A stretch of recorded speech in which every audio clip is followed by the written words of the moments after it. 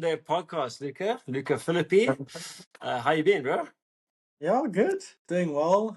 We've got some weeks off now, so I've been trying to prep for the last remainder of the season, which starts in 2 weeks.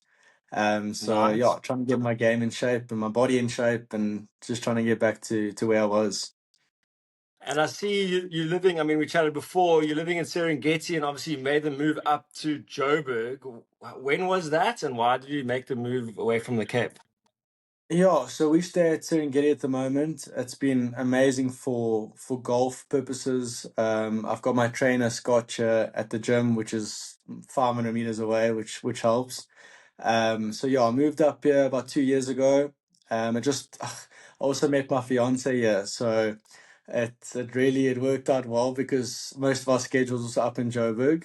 So yeah, it's just easier to travel from here, and the course, I mean, Serengeti is a great golf course to practice on as well. So yeah, everything just made sense, and I'm glad I actually moved. And you're obviously not missing that Milton wind, right? No, listen, I love the people, I love the members. The golf course was I really enjoyed the course. But yeah, I remember having to wake up at about 6 a.m. and practice until about 10 a.m. before the wind started pumping. So Yeah, um, exactly. yeah, you can definitely groove your swing in a bit more this side. And obviously we've got championship courses up in Joburg, where I think Yeah, most courses in Cape Town are a bit short, and you don't really see where your game is at because it's quite open, especially at Milnerton. We almost got two fairways on every hole. yeah. So True. it's you can spray it and get away with it. But yeah, this course has been good. Nice. So you're honing it down there. So just a little intro for the guests. Luca Filippi has had one of the most distinguished junior and amateur golf careers. He was part of the GolfRSA National Squad. During his amateur role, he's won multiple tournaments, countless top 10 finishes, and was a pivotal role in the South Africa's dominance in the regional junior championships. He's made the step up to the Sunshine Tour, the pro events, a professional golfer, and has won two professional events, one team and one single, namely the 2023 Blue Label Challenge and the Baines Whiskey Urbania Teams Challenge with Ryan Van Falsen. So before we dive into that, let's take us back to the beginning. Where did you start swinging a golf club? Who got you into it? And what do they say? When did that golf bug hit you? Yeah, so obviously the parents play a massive role in your junior and amateur career. And yeah, my parents were super involved. My dad always took me to the golf course when I was younger, and just made me drive around in the golf cart, knowing that eventually the golf bug will bite, and it did. So yeah, Yeah. we were fortunate enough to live at Atlantic Beach for many years, and that's where I started to grow up and play around there. And my first golf coach was Teddy Weber. So he was such a good short game coach, and he really gave me a lot of knowledge about the game. I mean, he played in a few British Opens himself, so it was Cool. nice to lean on someone like that and yeah, get the experience from him. And yeah, eventually I just got into play some more events. My father took me to all the events, and yeah, sometimes we would clash a bit at those tournaments, but it was mostly Sure. good times. But Nice. yeah, So it is he your was caddy during these tournaments, eh? some of them he was. Yeah, I still remember we played the SA Stroke Play at Peakenwood, and the one day he had blisters on his on his heels from his shoes, and he decided Yeah. in the second round he was gonna caddy the event with flip flops. And Oh, I think I've had the first caddy in history to caddy in flip flops. And you should have seen that guy's feet afterwards. It was just a disaster. He was burnt to shreds. He had these that's little classic. lines from the flip flops. And Oh, but yeah, wow. we've had some cool moments together. He's obviously been along with the ride, and same as my mom. My mom's been super supportive, mentally and emotionally. She's been there as, Sure. as most mothers would be. But 100%. yeah, and that's just started to play some junior golf. He took me to some amateur events. And then Mm-hmm. I went to Grant Hepburn as a coach, which was really good Yeah. for my game as well. And then I'm with Lana at the moment from Durbanville, and she's been good. So yeah, I've had a good Love. team around me, and it's been a fun journey so far. Nice. And at what age did you start noticing that, like, geez, you had a bit of a natural talent? You started like really competing, and maybe people around you were like, "Wow, these are really good scores that you're putting in here." Yeah, so I think my first junior event was when I was 9, and Sure. I won my first event when I was 10. So, and I Yeah. think there at that age, you kind of get that confidence thinking you're going to win every event, which is unlikely in the sport, you know. So, Yeah. Yeah. yeah, it kicked on from there. I won the SA Boys under 12, which was a big thing for me. I really thought, you know, if you win the province events where obviously I grew up at. Yeah. It doesn't really show where your game is at. Obviously, you got some game, but if you win a national event, it really Yeah. gives you the extra motivation and confidence to take it to the next level. And that was really a kickstart to my career. And Nice. then yeah, so yeah, if you perform in those events and you see that you can do well anywhere, it gives you that extra motivation and confidence to go out and win some more. No, for sure. And then you obviously joined the GolfRSA National Squad, which but I see here like 2016 to 2020. So that's obviously funded by Johan Rupert. What kind of lessons did you learn from that environment? Because obviously that Yeah. also gave you access to travel internationally as well as locally. And obviously, are there some training camps that go into that as well? And how does that Yeah, setup work?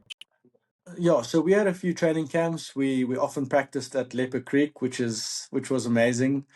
Yes, You very get some of the nice. coaches involved, and there's 12 guys, and you guys just train and practice on that golf course. So yeah, Beautiful. it was really cool. We played overseas. We played the Lynx Trophy at Scotland in St Andrews. And yeah, Yeah, went to British Rams. I played in 3 British Rams. So that really gives you that experience to, you know, travel the world and really see where your game is at against the best in the world, you know. So yeah, that was super helpful for my career, and you know, just traveling on your own overseas, obviously with a bunch of guys, but it's very different to staying at home with mommy and daddy cooking for you, and it's, you know, it's all yeah, fine, but you really yeah, see what it's like to be a professional golfer, and you get some glimpse of it at least. So yeah, we played in some cool events, and you really learn a lot playing overseas on the different golf courses and against the best. yeah. So yeah, I'll always remember those memories, and it really, you know, carved me into the person and the golfer I am today. Yeah, and obviously you're in a team, as you say, of 12 boys, but like I mean the names coming from those squads are like Garrick Higo, Jaden Shaper, sorry, Wilco Nienaber. I mean these are big names that are breaking out into the world of golf now. So how was it being in that competitive environment with them as well? Like do you obviously, as you said, it's not like it's just your mom and dad, you're actually with the boys in essence, but obviously as boys are, we want to compete and like obviously be better than the next. So what was it like being in that kind of environment? Yeah, super cool. I mean, you're rubbing shoulders with some of the best golfers on the European tour at the moment, you know. So Yeah, I think every yeah, week you're learning from the guys, and they can take something out of your game, and you can do the same with theirs. And to see 100%. what they've done now, I mean, Garrick and Vulcan and Jaden have performed crazy well. You know, they Yeah, no, DP 100%. winners, they're PGA Tour winners, and it just goes to show how strong our South African squad is at the moment. And it goes back Exactly. to your junior and amateur career of the support you got, the people above you that have taken care of you and guided you. So yeah, it's been. I mean, Golf RSA are doing a great job at the moment in Yeah, the juniors that they're coming up with, and as well as the amateurs. So they're doing great stuff, and it 100%. really helps for me as well. Yeah, I mean, the talent pool in South Africa is, I mean, some of the most competitive in the world, I would say. I mean, so yeah, to break out and through that environment's very impressive. So, talking of idols, who would you say one of your favorite golfing idols growing up, say as an international and a local golf player? Local would probably be Ernie Els. I think Yeah, he's just such a nice guy, and he's very easygoing. I love his golf swing. He's obviously performed all around the world. I still yeah, think if it wasn't for Tiger Woods, Ernie would be the best golfer in the world. yeah, And he finished second to Tiger many times. So yeah. it's So definitely a true. guy that I've looked up to, and I've met him a few times being part of the Ernie Olsen Fan Court Foundation. He's he's obviously Yes. helped me in my career financially. So, and I got to chat to him a bit. He's such a good guy. And internationally, I would say Rory McIlroy. I think anyone Yeah. would choose him. I think he's just a Yeah. great fit for a ideal golfer. He's fit, he's strong, he's got a great golf swing, pretty level headed as well. So I think every junior aspires to be a Rory McIlroy at some point or somewhere down the line. I mean, getting all the And majors as well under the belt. I mean, jeez, yeah, that's it's huge. yeah, it was super cool to watch the Masters and very emotional to see him get that Grand Slam. Yeah. And yeah, hopefully he can kick on from here and to win many more majors now that the monkey's off the back. So Yeah. yeah. True. And in terms of your golf swing, who do you like kind of try, I wouldn't say copy, but kind of learn from, or has this very similar swing to you that you kind of take tips from doing your and practicing and everything? A lot of people have said I swing it like Keegan Bradley just because I've got very Okay. low hands at address. I wouldn't say Yeah. I'm so finicky as he is with all his little quirks and things with the club head. Yeah. But I kind of like the way Xander Schauffele swings it. He swings it, I mean, his lines are really good. His Yeah. setup is good. So I think if you can kind of mold your swing into a go, obviously it won't be, remotely close to someone, but if you can try and Sure. get a few things from their swing, it always helps. And I love the Yeah. way he swings as well. So True. yeah, it's a nice comparison to have against Xander Schauffele for sure. For sure. And on the golf course, what would you say is like your strengths? Would it be your driving, your iron play? I mean, I've noticed some things online that says you always line up a good birdie opportunity, which obviously brings your irons into play, that you're setting up nicely on the green for a birdie opportunity. Yeah, so I've always, I mean, growing up in the Cape and Atlantic Beach as well, I've always been a straight hitter of the ball off a tee. Yeah. So that's always been one of my strengths. I mean, I don't lose sleep over where I'm going to hit it the next day. I kind of know I'm going to hit a baby draw down the middle, and Oof. that's nice knowing that. Yeah, that's nice That's knowing that so some days it nice. doesn't go to plan, but I mean, yeah, most of the time it Yeah. does. And then my iron Sure. play is really good. I think I'm above 70% in the greens and regs, so. It's my iron play is really strong. I would say I Yeah. need some work in the putting. The putting's not great. I've moved away Yeah. from the long stick. I've gone back to a short putter, which um, I'm still, iffy about. I'm not sure if that's the right move for me, but I'm grafting it and I'm Sure. trying to work through some of the stuff. And I think just long term, I think that'll work best for me if I go back to a short because I putted good when I was a junior as an amateur as well, with a short Yeah. putter. So it's no reason Sure. why I can't be doing it now. So that's been a bit of an adjustment, but hopefully I can get it right and hold some putts. And just talking about putting, do you think it's more like a bit of a mental aspect of being confident, nailing the putts and reading your lines, or is it like being over technical, trying to read the lines to intent, and then getting in your head almost in essence? Because I feel like the more confident you are over a putt, the more it feels like it's just going to go in the hole. Whereas like if you start doubting, I mean, I'm just talking about myself as a person. Yeah. If I think it's going to get nailed, I nail it most of the time. If it's not, I miss. And it's just like, it's more in my mind than actually me being confident over the putt. What did you say goes through your head in during those times? Yeah, listen, I think being technical is definitely a part of being a good putter. When you have to have some of the Yeah. basics correct, otherwise you're gonna miss. There's a Yeah, of handful course. of Yeah. guys like Jack Nicklaus and whoever who have done it a very different way.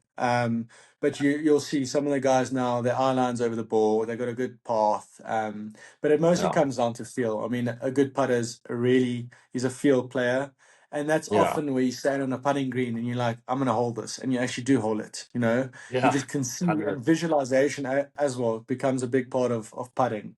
And Yes. obviously, if you put the work in on the putting green and you see putts go in, that really gives you that confidence to go out and hold some putts. But yeah, I'll definitely say the two things is definitely visualization and feel. Yeah. Feel is a massive part when it comes to Yeah. putting. And just, I mean, I practice where I get on the green and with before even going out to putt, I'll just roll a few balls, just roll a few to different holes to just get the pace and the feel of the putt. And I feel Okay. like that becomes a lot easier, as well as like a lot of guys take practice strokes. I don't personally take a practice stroke because how often do you take a practice stroke on the putting green. You don't. You just Yeah, put a ball down, you putt, and it's close to the hole. You know. true. So, and I Very think interesting. Rory adapted that now, and that's why he's putting so good. He doesn't take a practice swing over the ball. Interesting. Yeah. So, and you also got I to mean, just find what works for you. You know. yeah.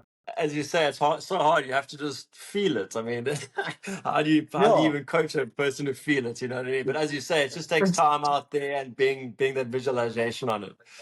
Yeah, but the big thing is, I mean, you got to do what works for you. You got to Yeah. find what suits your eye, and then get better at that. You know, if that's an inside arc Yeah. and you push it online, whatever the case may be, if you can consistently 100%. do that. If you look at Scotty Scheffler's swing, he doesn't have the best swing, but he repeats it over and over again, and that's why he's so consistent and so good at the moment. Jeez. You know, Yeah. so just Yeah. do what works for Exactly. you and make it happen. So, just to round off your junior career, what would you say would be one of the highlights you had during your time as a junior? Yeah, I was fortunate enough to play in the Junior Presidents Cup in New York in Yeah. 2017. I was going to That mention that. was Yeah. yeah, that was the best event. And my dad and I was actually speaking about it the other day. It was just, No, I mean, the whole week is just unbelievable. I mean, you get there and there's your blazer and your tie and your trainers, your golf shoes, your shirts, your balls, your caps, your bag. Everything is just in your locker room. It's like you're playing a tour event, you know. jeez, And that's you cool. get there. We played in New York. We did some sightseeing with my father. My uncle was also there as well. And yeah, it's just, there's ropes, there's stick rough. The greens are running at 13. There's crowds. And our Jeez. captain our captain was Trevor Immelman, and our manager was Gary Player, and on their side it was Davis Toms and Jack Nicklaus. So Yeah. it was.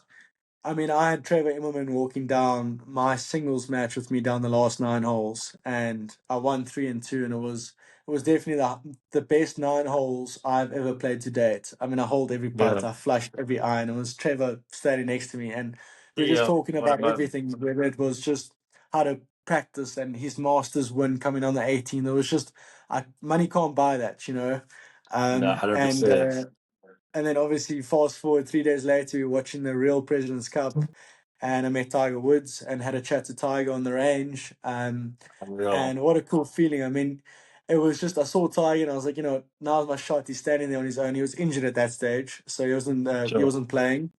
And I kid you not, I walked there and it felt like he had this bubble around him. And as soon as I walked into that, I literally just got goosebumps. No It way. felt like he had this aura around him. And when I spoke to him, like, I didn't even know what to say. I was like, oh my word, it's Tiger Woods. You know what I mean? So That's amazing. it was so cool. And I'll always No, remember that's that week. amazing, dude. Till the day I die. Yeah, it was so cool. No, amazing. Honestly, I can see how much joy it brought you just so by hashing all those memories. That's amazing. I mean, you played at Yeah. St. Andrews, the old course as well. I mean, it must have been such a beautiful junior career, you know? So now they say the step from an amateur to professional golf is often described as one of the toughest in the sport. What would you say was the biggest adjustment for yourself, and what did you have to, and what did you change technically or mentally to turn you into the professional you are today? Yeah, listen, there's definitely a bigger adjustment. I think as an amateur, you think, it's easy. I've played well as an amateur, I've performed, I've won tournaments all around the world or whatever it may be, but it's not. Being a professional golfer is a lot different to being an amateur. You're not playing for money, you're playing to support your family. It's you gotta actually adapt the mindset of it is the same. Meanwhile, subconsciously it's not the same. And I think many amateurs they tend to change their game because they feel like they have to level up to perform as a pro, and that's Yeah, not really the case. You've done well as an amateur and as a junior as well. So if you can kind of keep your game and work on your weaknesses and your strengths, this game becomes a lot easier. You don't have to overcomplicate yeah, it. So that I mean, my first I think 6 events I missed the cut by one in a row, and that was tough. I was yeah, like, is this game for me? Am I good enough? yeah, You have those sure. doubts, and you start to change things where it's so close. You often see guys, especially with the 3 round events, where they make the cut on the number. I mean, my second event I played with Darren Fichard in the final group. He made the cut on the number. He won the tournament the Yeah. next day, Oh, and that's wow. how Yeah. close it is in this game. And Exactly. I Yeah. feel like too many people try and change too many things to be better, Yeah. and I got to level up, I got to play better, I'm a pro now, and it's just not like that. And I Yeah. learned that quickly, and eventually I stuck to my guns, and yeah, I came right and had some good finishes. So how do you shut out the noise in terms of trying to listen to people say you should change this or that? Or how do you just stay focused and mentally strong? Yeah, it's a tough thing. And I think, if many golfers could adapt it, and I still struggle with it. I mean, I think it's normal for a golfer to not want to get better. Everyone wants to get Yeah, better. of course. It's Yeah, just it's part of the game. It's like 1% every time you play. That could end up making the cut or winning a golf tournament. So, 100%. yeah, you just gotta lock in, do what you think is right, and don't let many people's opinion affect what you think. Obviously, Yeah, take in with what trainers and coaches tell you to do, but also take it with a bit of a pinch of salt. yeah, And you've got this far because you are good at the game and you've got the experience. So if you can have those tweaks and have those people help you to get even better, that's definitely a plus. What's up, ladies and gents? We find people doing well. Just interrupting this podcast just to give a shout out to our sponsor, Prodigy, refueling us in the Ironman training. We're out here Sunday ride, just enjoying it, and Prodigy allows us to do that. Yeah, let's go. Yeah, boy. for So sure. Yeah, so I mean, you turned 20, even you turned pro in 2020. And I mean, you had some 17 top 10 finishes, but then in 2023, I feel like was maybe, as you can say, your breakout year where you had two Sunshine Tour wins. Take us through that year. What do you think changed mentally, or did you, as you say, you just kept at it, and that same consistency eventually, as you say, it was just that 1% that broke through. And I mean, and take us down the 2023 Blue Label Challenge in um in Sun Sun City. I City. mean, that's a Yeah, beautiful course. That's a hard track as well, so that's not an easy yeah, course to win. So that must have been a no, highlight as well. yeah. Listen, 2023 was definitely the best year of my life. Golf felt very easy in that year. I Yeah, think it was just there was so many back-to-back top five, top 10 finishes that led up to my first win, which was the team's event with Ryan at PCC, Pretoria Country yeah, Club. And it was weird. I just, I've always been a bit anxious on the golf course, and I think every golfer deals with a bit of anxiety and dealing with, what comes with pressure and leading a golf tournament and all those things. And yeah, winning that event in the playoff. Yeah, it wasn't a individual title, but it was a win. It was on yeah. the Sunshine Tour app, and I saw, oh my word, I've won a golf tournament. And that was pretty Ah, cool. it's huge. And Yeah, yeah, and then fast forward 3 weeks later, it was weird. So I actually played the Alfred Daniel Links Championship in Scotland. So I got to mix with some of the best players in the world. I mean, Tommy Fleetwood just won the Ryder Cup, and I saw him in the locker room, and I was like, "Where am I? Like, this is incredible." Like, am I really yeah. seeing this? I just watched you on Mhm. TV a week ago, and I'm in the same facility as you.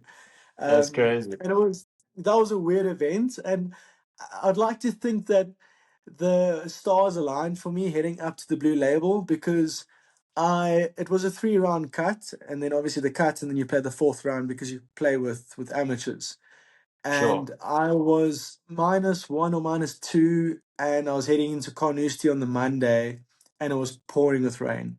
Really. The courses were flooded. It was just logged up with rain, Yes. and it was ending up to be a 3 round event, and I had to go out and shoot 4 or 5 under at Carnoustie in Yeah. pouring rain and wind, and I was like, "Yo, Yes. this is unlikely. Like, what do I Yeah. do? Do I Yeah. withdraw and Well, then well, coming from the play?" coming from the Cape and Milnerton, I mean, you should be used to this by now.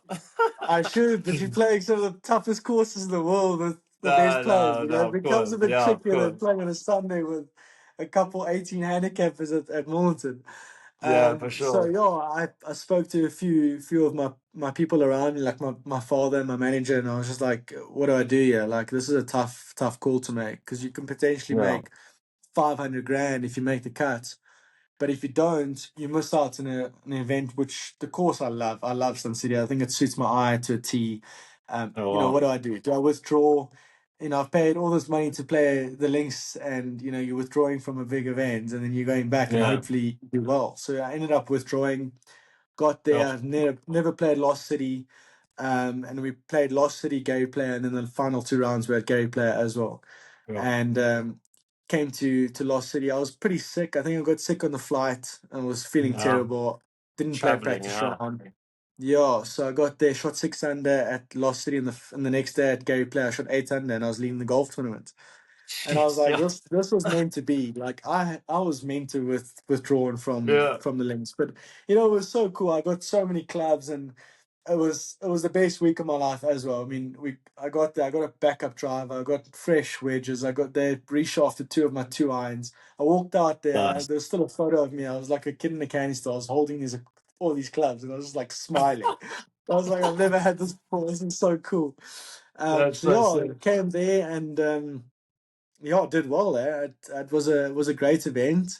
Because Um, if you trade off with the tees, it makes life a lot easier. You know, if you're not dealing with all that rough on the side, it can be yeah, difficult.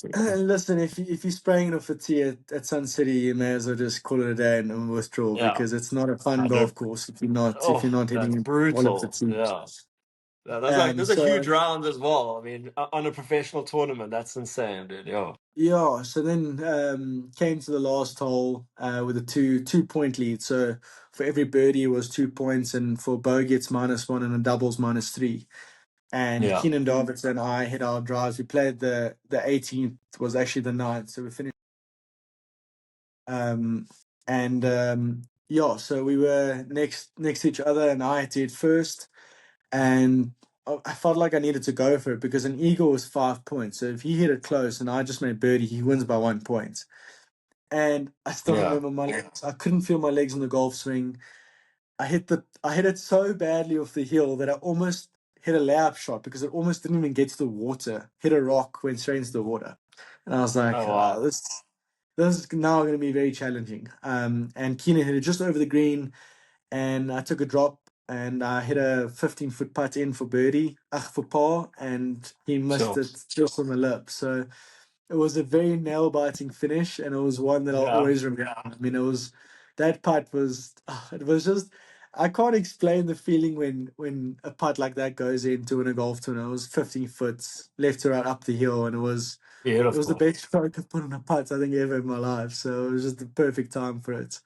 And then Nice. obviously all the celebrations. My fiance was there, and yeah, what a cool way to celebrate with everyone. Yeah, I saw the champagne getting splashed on you by your fiance, so that must have been insane. Yeah. I mean, you watch Nice all to these have it things there on as well. TV. Yeah, you watch all the celebrations in the European Tour, and you can never think it's going to happen to you until it does. And it's just like, this is the Yeah, best feeling in the world, you know. There's nothing better than that. So, that's yeah, and so then, epic. yeah, Yeah, so sorry, yeah, carry on. so no, well, you carry on. What are you going to say then? No, and then, yeah, got to play in the Alfred Annual Links at Leopard Creek later on in that year. And coming with winning, you get that 2 year exemption, which is nice. You get into all the European Tour events that come around Beautiful. this side of the country. So yeah, you get into 6 European Tour events and 6 Challenge Tour events, and that can Nice. ultimately change your life. You know, Yeah, those are big events, and if you do well in those, you know, you have a breakthrough through week, you can be on the European Tour in a heartbeat. So yeah, it hundred really gives you that percent. confidence to go out knowing that you've got a few events to give it a bash, and hopefully you can do well. Nice. No, that's epic. And so, do you have just on these tournaments and obviously winning tournaments as well? Do you have any like rituals or superstitions, like you wear the same pair of undies or something like that that you do during tournament weeks, especially when you start winning or leading? Does anything change with the way you set up or your rituals, anything like that? I tell you, Ryan, there's too many. I don't think we have enough time to explain to you how many superstitions I have, and I think many of my friends can vouch for that as well. That's But yeah, hilarious. I don't like playing with the number 3 golf ball. I think it's for me it's 3 putts. So I only Yeah, use 1, 2, and 4. I've got a 2 rand marker that I've used for ages. I kind of carry on using that marker. I only carry 3 tees in my pockets. yeah, I've got my final round outfit like Tiger. I've got this kind of like turquoise shirt with white pants, which I use in the final round. And then I kind of Okay. use the same socks as well. If I've performed well the previous day with a certain pair of socks, I use it the next day. So, Oh, like um, the same exact exact socks, or same. like? No, that thing those socks can be so sweaty and so smelly, and I'll put them right back on my feet if I shot 66 the previous day. So Yeah, it's these are the good bizarre. socks. That's Yeah, hilarious. these are the good socks. They performed well yesterday, so they have to perform today. It's definitely not up to the golfer, right? So, Yeah, but no, I'm exactly. kind of limiting most of the stuff. I'm trying to at least. Yeah. But I would like to call it more routines more than a superstition. I think. I mean, there's many athletes. I mean, you know the Neil Mackenzie story with a cricket bat. I don't know if you've heard that story. No, well, listen, Uh, for the listeners, maybe they never know. Yeah, so Neil Mackenzie was obviously in the Protea side, and his friends played a prank on him, his teammates, and they tied his bat with sellotape to the roof. And he Uh, took it down and he scored 100 with it. So, what do you think he did the next game? And he told yeah. his mates to listen, tape that thing to the roof. And he went No up for a way. golden duck the next time. So, yeah, I think he banned that thing and carried on with his life. But yeah, I think there's many golfers that, and especially athletes in an individual sport, that Yeah, have their own quirks and what works for them. So 100%. I like to call it more a ritual, not a ritual, a routine more than a superstition for Routine, sure. yeah. No, fair enough. And obviously that with that routine, it makes you feel comfortable in what you got to go do, you know. Yeah, for sure. So do you have a regular caddy? And has he been your caddy since young, or has that changed recently? And how does a caddy help you on the course, just for a layman that doesn't know golf at all?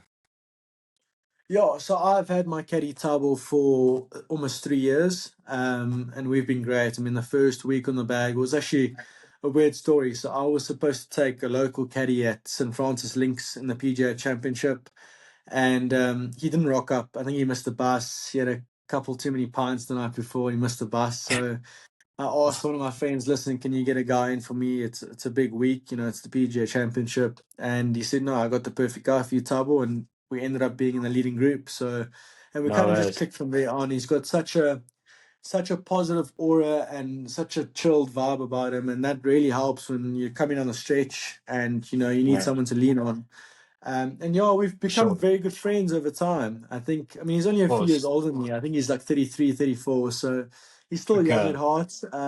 Yeah. And yeah, we get along really well. And he's been there for me, especially in this time off where I've been injured. I mean, he would follow up with every single week asking how I'm doing, and he misses me. He wants me back, so it's For been sure. good to just not just have him as a caddy, but also as a friend. Yeah. And he's been really good Important. with yardages. He does the work. He walks the golf course, and he's always there early. Trying his best like I am. So, Yeah. yeah, he's been really really cool, and he's been good for my game as well. Nice, that's good. I mean, yeah, golf it can almost be a team sport. I mean, I caddied my brother for a while. Sometimes it was Yeah, good, and sometimes, I told him to take a toffee, and I had to walk off, and he walked himself home. yeah, yeah, yeah. Listen, us golfers Um, can get very hot headed. So if you got a guy that can just tell Emotional him, people, I think. yeah, the toughest, one of the toughest in the world. So Oh, man. yeah, But I it's mean, it's nice one if of you the can. toughest mentally games in the world, I would say. I mean, and golf requires a lot of focus and staying locked in throughout the game. How do you remain focused, and do you take any sort of supplements? I mean, obviously we spoke about your routines, but is there anything else you kind of do to keep your mind focused and stay in the zone for the tournaments, and I guess practicing as well? Yeah, so I always have the usual peanut butter and honey bread. I feel like that's some good protein and some good energy without a lot of sugar. So I 100%. kind of put that on some low jar bread to stabilize the energy levels. And then I Yeah, always have a protein bar and some bananas or some nuts or whatever the case is. I think it's really important for golfers. I mean, people think we're not athletes, but it's super important to stay mentally focused all the time, because if your definitely. concentration slips up a little bit, that could cause you that erase shot and potentially lose your golf tournament or miss the cut. So you really got to be on it and focused all the time. And I 100%. feel like you kind of trial and error with so many things, protein shakes on the golf course or bread with some other stuff. And that's what I've felt has worked for me, and Yeah. that's kind of what I use most of the time, and kind of gives me that constant energy level that's it's not spiking if I have a energy bar that's high in sugar but low in protein or whatever the case is. So I've Yeah. felt that that's worked for me, and I think a lot of the golfers are also using rehydrates. I think rehydrates really important because you dehydrate a lot out there in the sun. So yeah, to have just a Yeah. rehydrate inside, just to sip on while you're busy playing is important as well. Definitely. Yeah, I mean it's a 5 hour, sometimes longer round of golf. So do you try be super focused during the shot and then kind of try relax your mind during the walking period, or do you kind of stay hyper focused during the entire time? Or how do you feel you do that? Yeah, and listen, it's really tough to be focused for so long under that Yeah, immense pressure. So I exactly. feel. And the one thing I need to actually work on is during shots, just to have a laugh and focus on something else. And then when you obviously in the shot, you got to lock in and focus. So I think if I can give some advice to people, don't be so serious out there. It's just a game. At the end of the day, it's obviously our Yeah. job, so it's a lot tougher to remain to joke around and stuff and to remain focused. But yeah, I feel if I can just zone out a little bit, if you want to say that, in between shots, and then obviously zone in and focus when I'm on the shot and dial in what I need to do. No, for sure. And now being a professional on the Sunshine Tour, I mean, that takes you to a lot of courses around Africa and even East Africa. What would you say one of your favorite courses to play at? I love the Zimbabwe Open. I think it's a great track. GolfRSA. I mean, the guys, just the people. The people there are so friendly. They're so welcoming. The supporters are. There's so many fans out there in that event. I mean, that's one of the biggest crowds we have. I'll still remember I was in the final group. I was leading the Zim Open in 22, I think it was, and I Yeah. swear we had about 8 rows deep in Zimbabwe. I mean, where do you get that here on the Yes. Sunshine? So you don't get that except for European tour events. Wow. And they Yeah. just love golf. They're so happy all the time. And the golf course, I mean, the greens are running at 13. It bakes out in the weekend. I mean, it gets so fast. And they put the flags in Really. some silly places. I mean, I've putted off the green multiple times that event. I mean, it's Oh, just so fast. So yeah, such a cool event, and it's really a nice starting point to get our season out the way at the Zim Open. and So and I you love say that that's at event. Royal Harare, yeah? Yeah. Yeah. I So we mean, played the one year we yeah. played So, Chapman, and then we played at Royal Harare for 2 courses, no. but now it seems to just have been I Royal. mean, Yeah. obviously, of course, you like because I mean, you won the All Africa Junior Golf Championship there as well in 2017. So I mean, obviously, a place that's got a nice place in your heart, especially to visit there on the tour events. And what course on the tour would you say is one of the hardest, or it's been the most challenging, and how are you going to address that in future tournaments? It's weird, but I've never really played well in the Mauritius Open on the DP tour. I've played I Okay. think 2 or 3 times there, and I haven't made the cut for some reason. And it's a weird one because I should be doing well there because it's coastal, the wind blows. Yeah. So I want to knuckle down and focus on what I need to do better on that golf course. I think it really comes down to, I mean, those courses have a lot of grain, which we don't really play on except for if we play in Durban. But I think I need to do better on grainy courses, and it comes down to a bit of putting, getting the Yeah. right setup for grainy courses because we play on fast and slick and really well cut bent grass. So Yeah. it's Yeah. a real big adjustment, and I feel like if I can focus on what I can do better there, it kind of just finishes your year on a high because it's the last event before our break. So Sure. Yeah. um, yeah, I want to kind of do well on that event this year. Okay, nice. Yeah. And so obviously now it comes to 2024. And I mean, obviously, this probably wasn't one of the best years you've had since being a golfer. I mean, obviously, 336 days injured. You had double shoulder operations. And what was the cause of the injury? Yeah, so it was a few causes of the injury. It was so I was doing nicely on the automat. I think I was lying third at the stage. We played the Limpopo Open, the second last event before our season, and potentially a DP card. If you finish in that top three ranking, you get a card for the 25 season Sure. on the DP tour. So it's a big, Yeah. it's a massive two events that you got finishing. Yeah. And I was in the pro-am, I was in the 11th hole, and I hit a root, and it was weird. It was in the middle of the fairway. I pulled a gap, which was like 40 meters left. The club just got stuck, and I felt like my shoulder go, but it wasn't that bad. I could still Yeah. play. I still finished. I still made the cut. Finished I think 40th or whatever, and then I played Tour Champs. Finished 20th and finished 10th on the auto merits. I obviously didn't get the card. And then in May I was in a pretty big car accident. Driving home from the Kit Kat in the Pro-Am. I was in a car accident, hit a car in front of me at pretty high speed, so that didn't really help. Yeah.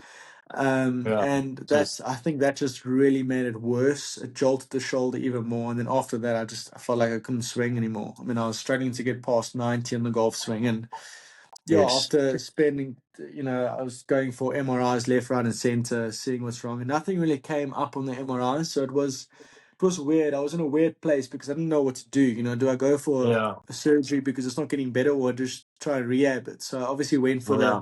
the more conservative route and tried to rehab it. And the doctor said it's all fine, doesn't see anything major to go for surgery. Yeah. So the 2 months of rehab, and luckily it was our off time. So we have June, July off. We have 2.5 months off, and then we, carry on. Yeah. And tried to rehab, and it just didn't get better. And eventually, I went to the doctor. I said, "What are we gonna do? Like, it's not getting better. I'm doing. I mean, I did hyperbaric oxygen chamber. I did cortisone injections. I did needling. I did everything Yeah. that was so painful, and it felt like it was just getting worse. And I couldn't Yeah. put And my it's not finger getting on what better. it It must be was. so mentally draining. Yeah, it was so tough because I was a bit fearful for my career as well. I'm running out Yeah. of time. I've Sure. got this nice exemption going, and I was potentially playing some of the best golf of my life. So Yeah. it was a weird and it was a really tough time for me. So Yeah. eventually went to the doctor, and he just said, "Well, let's do a scope and let's open the shoulder up and let's see what's inside." And you lie on that doctor's table and you just look at him and you're like, "Dude, my career's in your hands at this point in my life. Like It's crazy. Yeah. this is up to you now. There's nothing I can do. I'm sitting Yeah. here, falling asleep in the next 2 minutes, and hopefully you wake me up and you say we've sorted it."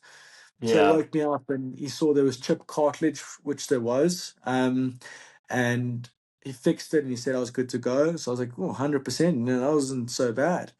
So I did Yeah. rehab. Obviously, I had to rehab and get the shoulder strong, not just from the surgery, well, not just from the injury, but the surgery as well. Sure. So I did that for another 2 months, and the first shot I hit was just terrible. It felt like my shoulder wasn't even a glimpse better. And it was Sure. exactly the same as what it was before the op. And that made me a bit Yeah. worried. So I was back and forth with the doctor over email saying, "Listen, it's not better." And he said, "Don't worry. Yeah. It's just, it's been a surgery. Just give it some time." I was like, "Fine, we can do that." Yeah. And it just didn't get better, didn't get better. And now time's running out. So I eventually went for another MRI, and it showed that I had a severe bone spur in my shoulders. So the bones kind of overlapped, and I really feel that had to do with a car accident that just jolted it out of line. Okay. Um, Yeah. and um, and we went for the MRI on the Friday, and the Saturday he said, "Please report to my doctor's office on Monday. I need to talk to you." So I was like, Oh, "Oh, this really? can't be good. Yeah, this Yeah. can't It be doesn't good." sound So good. yeah, he spoke to me and he said, "Listen, you've got a bone spur, and all the inflammation's getting stuck under that bone spur, and I'm offering you surgery on Friday."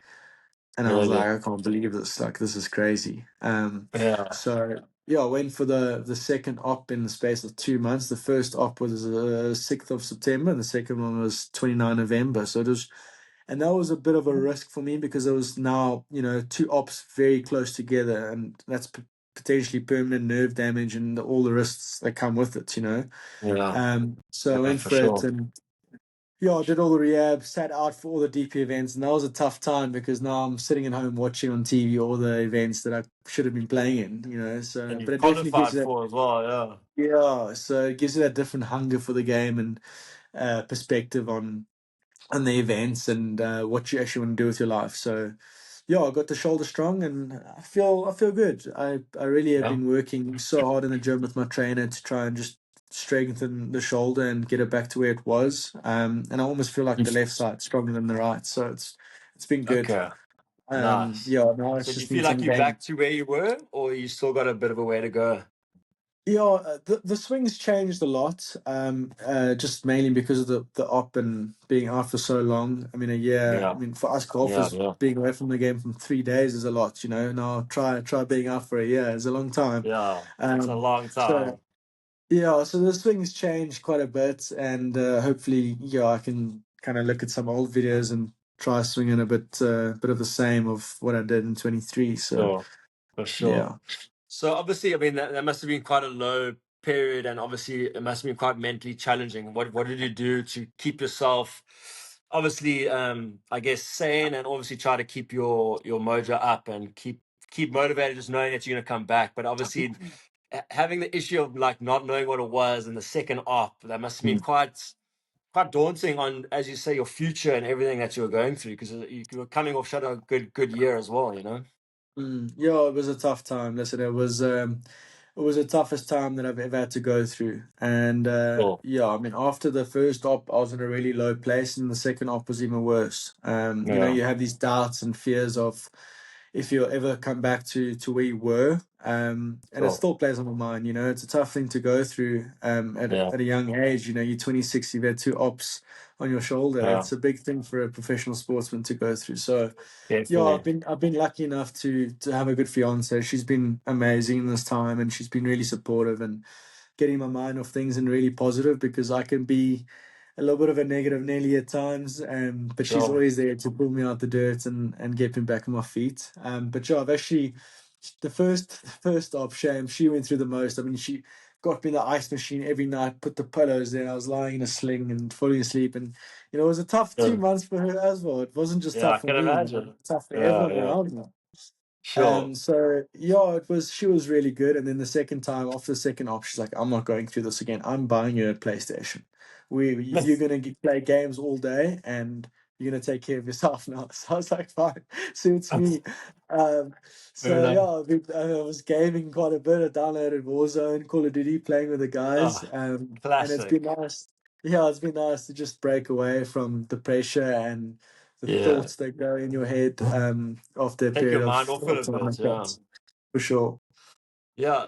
But I mean, 2024 wasn't all doom and gloom. I mean, you got engaged the 16th of March. So how's that new chapter in your life been? I mean, how was the story? And obviously, when's the wedding, and how's the planning been going? Yeah, it's been good. So we went to Thailand in December 23, my missus and I told her whole family that I was going to get engaged there, and that was the perfect time. So, it didn't work out like that. I mean, there was just too Yeah. many people on the beach. I didn't even know where to do it. My photographer canceled on me that I had booked. It was just all over the show. Oh, And wow. it wasn't a good look, because now the family's like, is this guy having doubts? What's going on here? Yeah, that's Like, sure. what's happening? Bit of So I cold came feet. back and I was like, yeah, I still remember we came to a braai the next day after we landed, and there was such a weird vibe at the braai. Everyone was like, oh, no, okay, like, is everything fine between them? Yeah. He said he was gonna get engaged. It didn't, like, what's happening? And I was like, Yeah. that's supposed to him privately. I was like, no, it's fine, guys. Don't worry about it. Anyways, and then we went to a waterfall at God's window, which was quite cool. And I had it all planned out, and I was going to do it by a waterfall. I was going to put the camera up against a tree, and we're going to get engaged, and it happened perfectly. Nice. Um, yeah, so it was cool. And yeah, we've been doing a lot of wedding planning. She's doing most of it. So Nice. yeah, we're getting married in November the 15th. So we're looking forward to it, and then we're counting down the Nice. days. So we're really excited for it. Nice. And do you have a venue where you guys are gonna do it? Yeah, so we're getting married at Sarensburg in Tilbach. Okay. So they make some nice wine apparently. So I'm sure there's gonna be a lot of Nice. wine on the table, and it's gonna be a Nice. fun weekend. Yeah. Lovely. Yeah, I mean, I got married recently in September as well, and I think the best is let the ladies plan it. I try to just do some We have to. high level decisions, but I try to stay out of most of it, and it worked out well. We have to. All you got to think about is the speech, the first dance, and I mean, I'm married to a Greek, so I had to do a Zambeki call, like a personal Greek dance, and that Okay. was probably the most stressful thing I had to do. But it was Okay. the important stuff. Yeah, It's what makes the I wedding think good or also bad. You know what I mean? I saw something the other day. It was a post that someone made. It was like, you have to just spend 15 minutes with your wife in a closed door, just really take in that you guys have got married. You know, I think it goes by Yeah. so quickly, and I think you can maybe vouch for that as well. That Yeah. it's goes like this, you know, and it should ultimately be the happiest day of your life. You're getting married to the person that you love, and 100%. it's so. I think we're gonna try and really make that happen, where we spend those 15 minutes with each other and just like we married. Like this is so cool, you know. Yeah. So That's really yeah, we're important. looking No, forward that's to it. true. Yeah, That's some good advice. Look, I was lucky to get married in Greece, so it was a bit of a destination wedding. So all the wedding guests were kind of arriving like a week prior to the actual day.